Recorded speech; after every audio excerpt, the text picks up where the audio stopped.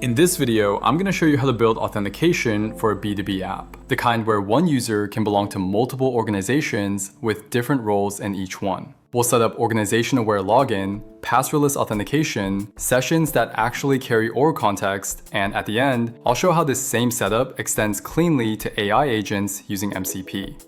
Now, the reason I'm doing this is because if you've ever built Auth for a B2B app, you've probably hit this problem. Let's imagine you're building a small invoicing app as a project. At the start, it's just users logging in and seeing their own invoices. Simple enough. Then someone asks, "Can I invite my coworker?" Right, so the way you do that is by adding a team ID. Next, someone asks, "Can managers see everyone's invoices but regular users only see theirs?" Okay, you add a role column. Then another request. "I'm a manager in this team, but just a member in another." Now you're writing if checks everywhere. Routes, queries, UI logic. You're scared to change anything because Auth might break. You didn't mean to build a whole system for teams and permissions. You just wanted to ship an invoicing app, but things just keep appearing when you dive more into it, right? This is the part where most apps slowly get stuck, and it's usually frustrating. There is an app that can do the hard lifting for you though, which is ScaleKit here. It gives you users, organizations, and roles that make sense as your app grows. So whether your customer has 1 user or 100, you're not rewriting login logic every time, right? You stay focused on invoices or whatever other features your app might have. Now, before that, we need to answer the question, what's the real problem here? Most authentication platforms are built with a consumer mindset. 1 user, 1 account, and 1 set of permissions. That works great for social apps, side projects, and even early SaaS. But B2B breaks that model almost immediately. Because in B2B, users belong to multiple organizations, roles are different per organization, permissions depend on org context, billing, access, and data all live at the org level. What most teams do is treat organizations as metadata.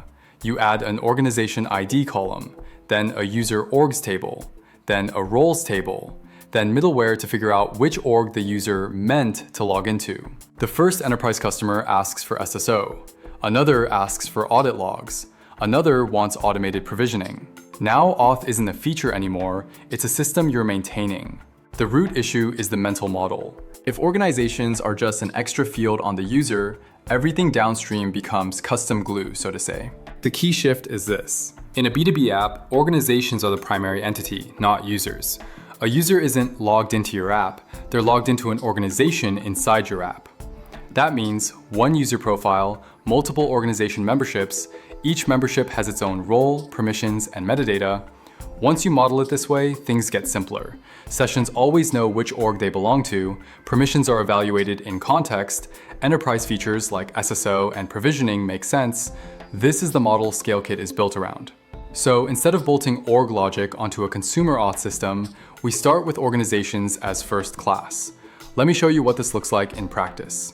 I'm starting with a basic app. First thing I do is head to the ScaleKit dashboard. I'm not configuring SSO or anything fancy, just the basics. I'll create an organization called Acme Corp. This represents one of my customers, not an environment, not a project, an actual business entity. ScaleKit gives this org its own ID and configuration. Inside Acme Corp, I add a user, Sarah@acme.com. I assign her a role, admin. This is important. Sarah doesn't just exist globally. She exists as a member of Acme Corp with a specific role in that org. If she joins another company later, that's a second membership, not a second user. That's the core idea. Now let's wire this into the app. Here I'll install the SDK and add 2 routes. 1 to redirect users to log in, 1 callback route to handle the response. I'm not building a login UI or password here, by the way. The app just redirects to ScaleKit and ScaleKit handles the flow. And that's it for integration.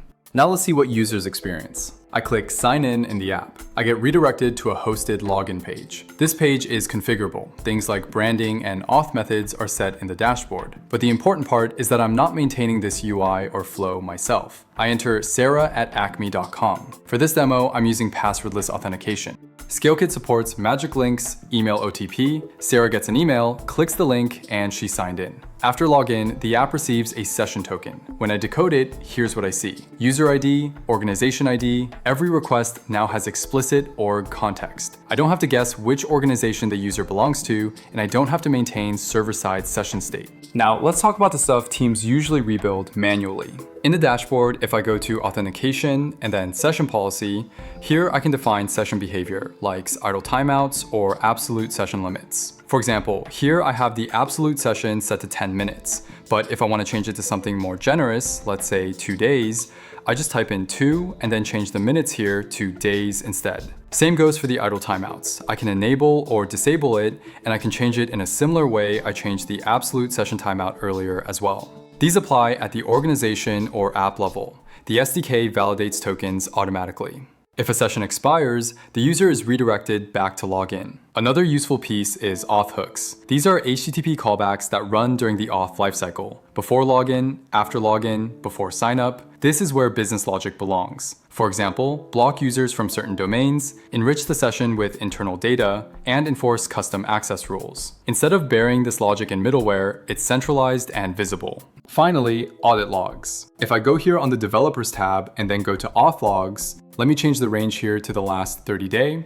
And yeah, you can see here, every login, session, and token event is tracked. You can see the time, the user details, and also the status. This is the kind of thing enterprise customers ask for immediately, and it's usually painful to add later. Here, it's just there. At this point, teams usually ask, what about SSO? What about user provisioning? The important thing is, you don't have to decide on day one. ScaleKit's setup is modular. When a customer asks for SSO, you enable it for their organization. If I go to one of the organizations here, let's say Acme, here first I can enable SSO. Then I can also enable the admin portal so we can generate the link and share it to the company's admin, and also the organization domain too, so they can be automatically redirected to authenticate. When they want SCIM provisioning, you turn that on too, like how we did earlier with SSO. You're not rewriting auth or migrating users. You're extending the same org-first foundation. That's what makes this practical for growing teams.